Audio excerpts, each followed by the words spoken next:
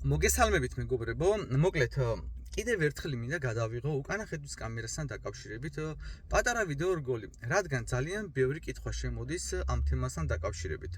მიუხედავად იმისა, რომ მაქვს ძალიან ბევრი ვიდეო რგოლი გადაღებული უკანა ხედვის კამერასთან დაკავშირებით, მაინც ძალიან ბევრი მეკითხებით, რომ არის თუ არა შესაძლებელი ჩვენ მონიტორზე უკანა ხედვის კამერის დამონტაჟება.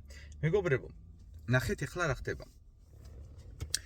უკანა ხედვის კამერა უპრობლემოდ მონტაჟდება ჩვენ მონიტორზე. გაცილებით კომფორტული არის და ეხლა მინდა რომ გაჩვენოთ ეს ყველაფერი თქვენ.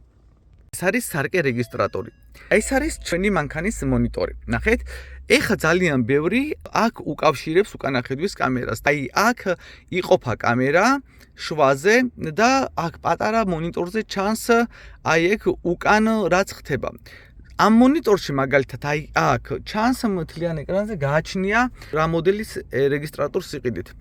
ზოგიერთს მაგალითად აქვს დაყენებული აი პატარა ეკრანზე და იქ პატარა ეკრანზე რა უნდა გამოჩნდეს. ეხლა ეგ ვერ წარმომიდგენია და ეხლა მითხარით ან აქ ან იმ პატარა რეგისტრატორზე რატო უნდა დაამონტაჟოთ ეგ კამერა, როდესაც აი ამ ხელა ეკრანი გაქვთ მანქანაში. ბევრმა არ იცის და მაგით ამონტაჟებს, მაგრამ ამ ვიდეოს საშუალებით მინდა გითხრათ, რომ უპრობლემოდ მონტაჟდება აი აქ უკანა ხედვის კამერა. და ეხლა მინდა განახოთ კიდევ ერთხელ მისი მუშაობის ეფექტი. როდესაც ვრთავთ მანქანას R-ში, ეგრევე მომენტალურად აი ნახეთ რა გამოსახულება აქვს და როგორ ჩანს. და ნახე რამ ხელა ეკრანზე ჩვეულებრივად გაშლილად ჩანს ყველაფერი და კარგად აღქმადი არის ვიდრე აი ამ პატარა კამერაზე.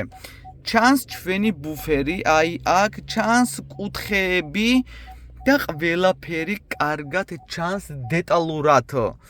აი ეგ იყო მეგობრებო, რაც მინდოდა მეთქვა ვიდეოებში მაქვს ახსნილი, თუ როგორ ვამონტაჟებ, როგორ კაბელებს ვიყენებ და ასე შემდეგ. იგი დაგემშვიდობებით, კარგად იყავით, მომავალ შეხვედრამდე.